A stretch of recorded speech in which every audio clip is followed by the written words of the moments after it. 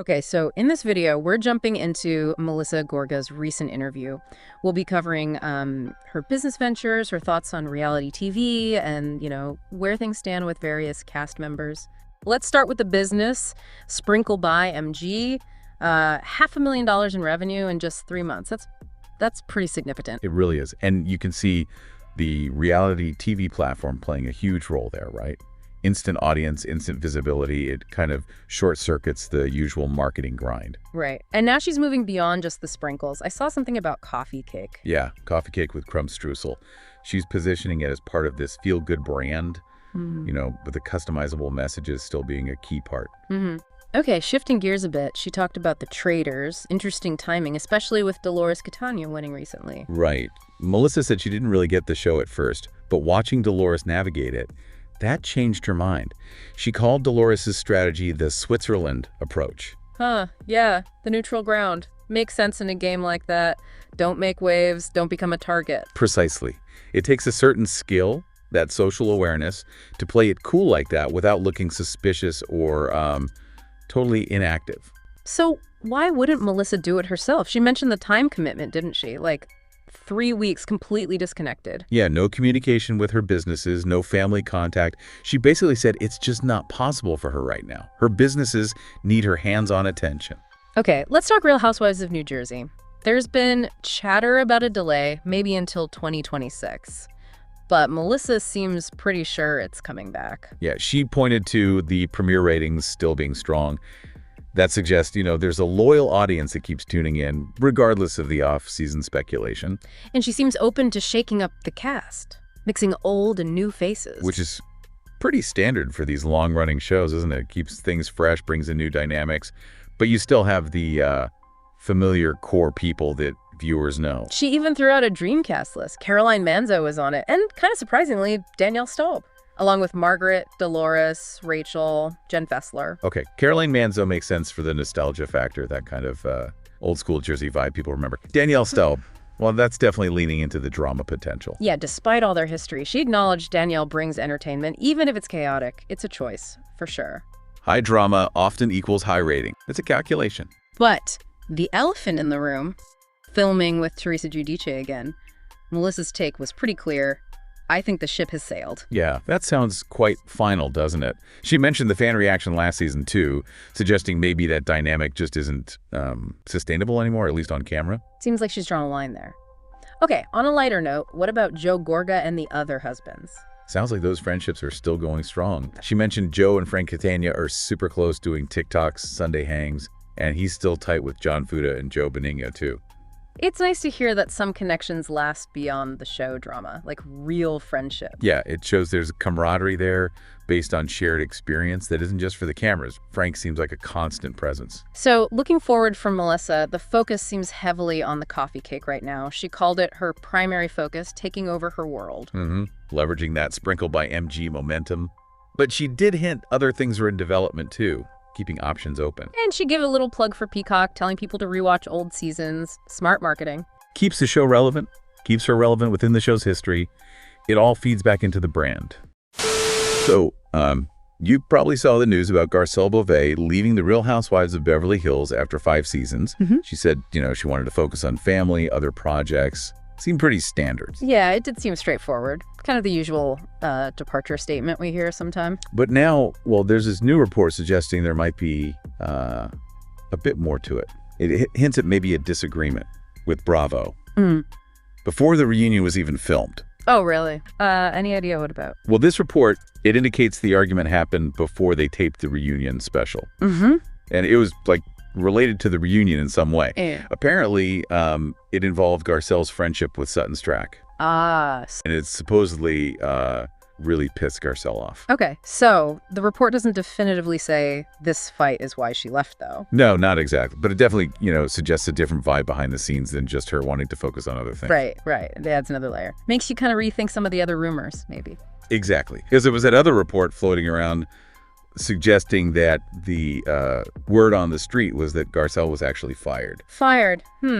Did they give any, reasons why that might be the case? Yeah, they actually offered a couple of potential explanations. One idea was that maybe Bravo wants to see Sutton Strack operate without Garcelle constantly, having her back. Ah, okay. Like shake things up a bit. Sort of. The feeling described was because Garcelle, quote, never gets drunk, never acts crazy, and always has Sutton's back, maybe producers wanted her out to see Sutton potentially. Be more vulnerable. Or maybe more messy without that support system. Exactly. See Sutton be a mess, as the report put it. That definitely sounds like a reality TV production angle, doesn't it? Trying to isolate someone to generate new dynamics or drama. Totally. And the other potential reason given for a firing was that Garcelle didn't really have a major individual storyline compared to, say, other cast members. Okay. Less personal drama, maybe. Yeah, the report even contrasted her with Bazoma St. John.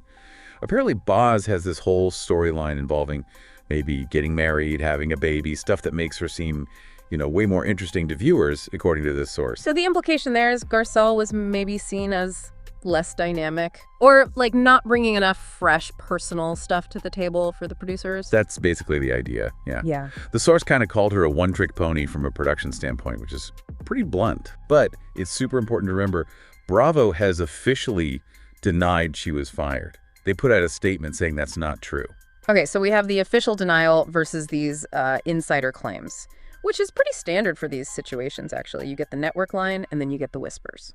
Right. And this report also mentioned what Garcelle leaving could mean for Sutton specifically.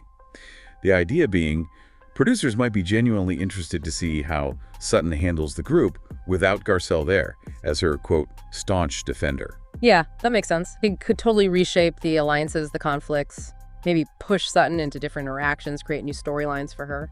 So yeah, putting it all together, Garcelle says family and projects. Then we have these reports. An argument with Bravo before the reunion, maybe tied to Sutton, and the possibility she was let go, either because of the Sutton dynamic or a perceived lack of her own big storyline. The RHOBH reunion part 1 aired, and it sounds like things got pretty intense, especially around Dorit Kemsley. Oh yeah? What happened? Well, Andy Cohen apparently brought up a fan theory, asking if she was, like, intentionally coming in hot this season just to save her job. Ooh, direct. That puts the pressure on, doesn't it? It kind of highlights that whole reality TV thing. How much is real? How much is for the cameras to stay relevant? Right. And Kyle Richards, well, she didn't exactly shut it down. She apparently admitted that in the beginning, yeah, it felt that way to her. She described seeing a new Dorit she didn't really recognize. But, you wonder, is that just based on this season? Or are there other tensions influencing how she sees it? These relationships go way back. That's a fair point. Dorit, of course, defended herself. She basically said, hey, Kyle knows the producers. She's been here forever.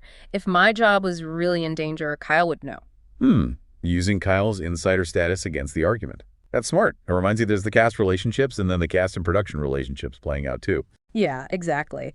And actually, speaking of job security, something else popped up. Apparently, Dorit was on the Bravo's Hot Mic podcast back in November saying she'd actually thought about leaving the show last year because of the issues with PK. Oh, really? Okay, that adds a whole other layer. So if she nearly left anyway, maybe coming back strong was her way of, I don't know, going all in. Could be. And get this, apparently Lisa Rinna gave her some advice. Dorit said Rinna told her, if you come back, be no holds barred. Well, that certainly sounds like Rinna. Chuckles. That's definitely a strategy. Good for TV. Maybe not always great for friendships, though. No kidding. Also on Dorit, a slightly weird tangent. Andy mentioned viewers were, like, really interested in seeing her smoking in the car. Smoking, okay. Right, Dorit was surprised, called it wild. She apparently said she's usually just a social smoker, but according to Erika Jayne, she's been more of a stress smoker lately. Huh. Stress smoker. Yeah, I guess that tracks with everything going on. It's funny what little moments viewers pick up on sometimes. It feels more real, maybe. Yeah, maybe. Okay, moving on to another RHOBH star getting some heat, Erika Jayne. Seems her reunion dress caused drama, but not the dress itself. It was her calling the designer random. Oof, yeah. In that world, calling a designer random at the reunion, probably not the best move, especially when fashion is such a big part of the show. Well, yeah, and the internet found out who the designer was. Veldran Sahidi. Turns out he's dressed Beyonce, Nicki Minaj, J-Lo. Oh, wow. Okay, so definitely not random then. Yeah, that changes the context completely. Makes the comment seem kind of pointed. Exactly. And the reaction online, not great. People calling her self-centered, shady. especially bringing up her past legal stuff involving designers. Yeah, that history makes it extra sensitive, doesn't it? Yeah. You see why people would react strongly? Doesn't look good. But here's the kicker. Despite all this, the reunion ratings for part 1 were actually season high. Almost 1 million live viewers. See, drama sells, right. People are still invested. Even with all the controversy, keeps them tuning in. It really does. Okay, shifting gears now to something much more serious. An update on Teddi Mellencamp's health. No, what's the news? It's really tough. Doctors found 4 more brain tumors. Her stage 4 melanoma has spread. Oh my God. That's devastating. Just puts everything else into perspective, doesn't it? It really does. She's being so open about it, which is incredibly brave. She told Us Weekly she's fighting for her life, but also for her family's life, undergoing radiation, immunotherapy. It sounds exhausting. Wow. Just immense strength to share that publicly while going through it. It really highlights the human side behind the TV personas. Definitely. And it's good to hear she has support. Her estranged husband, Edwin, has apparently been amazing. And Kyle Richards actually helped her get into Cedars-Sinai for surgery earlier. And he said, Kyle saved the day. That's really good to hear. Amidst all the drama you sometimes see, those moments of real friendship and support really stand out. Good on Kyle. Yeah. Though it's interesting who has and hasn't reached out. I mean, like Garcelle hasn't. Dorit only did after Teddi mentioned it publicly. Erika actually helped connect them. Kyle, obviously supportive.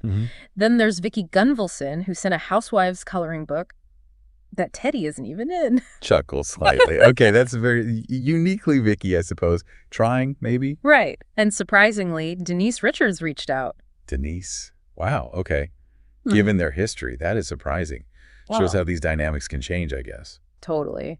Teddi seems to be coping with strength and like some dark humor, joking about it rather than denying it. And she and Edwin have put their divorce on hold because he's been so supportive. She said their split was about lack of communication. It's incredible how a crisis like that can just completely shift priorities in relationships, maybe bring people back together. Yeah.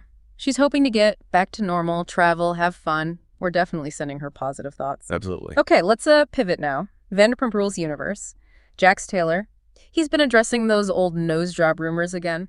Ah, yes. The eternal question. Was it cocaine? Right. Well, he laughed it off. Said the first one was just cosmetic. Apparently his whole family has the same nose and he could finally afford to change it. The second one, that was after he walked into the glass door on VPR. Oh, yeah, I remember that. Yeah. Okay, so not drug-related, according to him? Nope. He said he's had numerous visits since, but purely from the injury. But he did get really candid about his actual substance issues on Bravo's Hot Mic. Oh, what did it say? Admitted he's dealt with cocaine use on and off since he was 23. He's 45 now. Said it got worse during the divorce from Brittany, using it to cope with loneliness. Acknowledged it's a long recovery road. Wow, that's very open. Good for him for talking about it, honestly. Addiction's tough, and being public might help others. Yeah, definitely. He also did a little VPR reflection, his most Jax moment, telling Sandoval, I'm the #1 guy in this group. Chuckles. Yep, that sounds about right. Peak Jax. His can't believe that's a me moment was almost drowning in Big Bear. Silliest was the joint bachelorette parties, most grown up, opening his bar on the Valley, and the one thing he'd take back, cheating on Brittany with Faith. No hesitation there. Interesting reflections. Shows a bit of growth, maybe. Or at least hindsight. The regret about Faith seems genuine. Okay, let's hear from LVP herself. Lisa Vanderpump talked about the VPR reboot. She basically suggested the original cast's attitude changed, and it wasn't really the show's original vibe anymore, led to the decision to focus on new SUvers. From the boss's perspective, makes sense, I guess. After 11 seasons, if none of the main OGs are actually working at SUR, the premise kind of fades, right? Yeah, she said they'd kind of told the story. Yeah. But she did say she still has a great relationship with Schwartz, and she loves Lala, even mentioned talking her and Stassi out of quitting years ago. Ah, so she still got those connections. Yeah. Interesting, she had to convince them to stay back then. Shows her investment. Yeah. Apparently, Ariana texted her after the reboot news broke. Didn't hear from Katie, which Lisa said wasn't surprising. No, probably not surprising given their recent dynamics. And Lisa also clarified her comments about James Kennedy's arrest, claimed they were taken out of context, emphasized disappointment, his issues with drinking, noted he'd done something like 60 days sober, but still questioned his long-term strength. Right. It's tricky talking about someone's sobriety publicly. Sounds like she's concerned, but maybe realistic about the challenge. Yeah.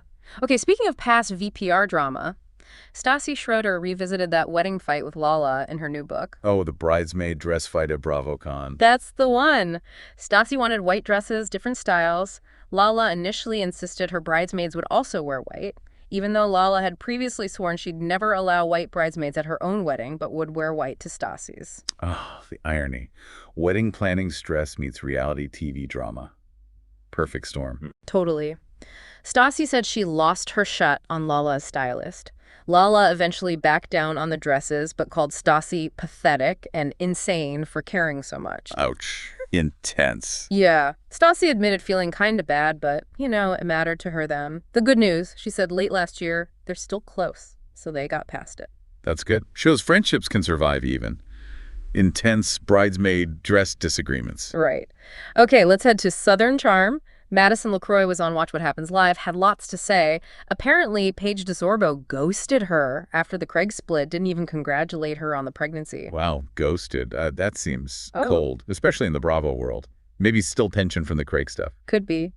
Madison also watched Craig and Venita on WWHL, thought Venita's comments about Craig wouldn't go over well, but she did say she and JT Thomas resolved their issues at the reunion about his overlapping relationship. So, some progress there. Okay, patching things up with JT. Interesting how these dynamics shift. Yeah. Andy asked about Craig's rumored new girlfriend, Natalie. Madison wasn't sure if it was serious, but kind of defended him dating again, saying he got dumped, it's been 3 months. She hasn't met Natalie, though. Pragmatic take from Madison. She also said she's sad Leva Bonaparte is leaving Southern Charm. Said they're friends, even if they don't film much. Yeah, Leva leaving will definitely change the show's dynamic. Madison kind of downplayed Craig's comments about the Summer House cast, saying he was probably just hurt and sad post-breakup. Believes Craig was both blind and blindsided by Paige. Interesting insight into Craig's mindset there. And then she playfully called JT the bigger F-boy compared to her ex, Austin Kroll, who she called her bestie and said will be the gunkle to her baby. Gunkle Austin. Wow, they really have come a long way. That's actually kind of sweet. Right. She applauded Austin's growth, likes his girlfriend Audrey, and even called Austin the level-headed one out of the guys now. Austin, level-headed. Okay, that's growth. Good for him. Yeah. And good that her husband Brett is cool with their friendship. Yeah, seems really solid. Okay, quick Summer House note. Wes Wilson's reaction to Ciara potentially dating his best friend Jesse Solomon. Surprisingly chill. Really? What'd he say? Basically, be my guest, would welcome it. Said they were kind of flirty anyway when he and Ciara were first getting together. Huh. Okay, that's mature. Unexpected, maybe. What did Jesse say? Jesse called his relationship with Ciara fluid, said they're close friends, and he'd talked to West first. He also hinted Ciara might be done with Bravo men. And Jesse admitted he wasn't totally honest about why he and Ciara broke up. Okay, lots happening there. Fluid relationships, potential exit from the Bravo dating pool. Intrigue. Definitely. All right, last up, Real Housewives of New Jersey. Teresa Giudice is apparently firing back at Bethany Frankel. Oh, what did Bethany say now? Commented on Teresa's past money issues, Teresa's not having it. Accused Bethany of using her for views, making money on me. Ah, the classic cross-franchise shade. Yep. Teresa's blocking negative comments now. Got support from Dolores and Jennifer Fessler, who called Bethany nasty, horrible. Teresa even texted Jen to thank her. Jersey sticking together, got it. And now Teresa says she's going to church every Sunday, praying because of evilness around me. Wants to protect her family's peace. Her daughter Adriana has started going with her. Turning to faith amidst the drama. Interesting personal shift for her. Protect the family peace. Yeah. Wow, okay, so that was a lot of Bravo news. It really was. A full tour. From reunions and job worries to health battles, relationship shifts, Jax's confessions, Lisa's reboot thoughts, Stassi's wedding flashbacks, Madison's updates, West's chill reaction, Erika's dress drama, Teresa's defense. Whew. It really covers the spectrum, doesn't it? You've got the high drama, the personal struggles, the funny moments, the shifting alliances. It's all there. It shows how multi-layered these shows and the lives they portray really are. Totally. It's entertainment, but like you said, glimpses of real life, real challenges, just amplified. So a final thought to leave everyone with. Considering how intense all this interpersonal stuff gets, played out so publicly, what does our fascination with it all say about us? Are we hooked by relating to their struggles? Is it pure escapism into their often crazy lives? Or something else entirely? That's the million-dollar question, isn't it? Definitely something to mull over. Why do we watch? Exactly. Food for thought. Well, thanks for taking this deep dive with us today.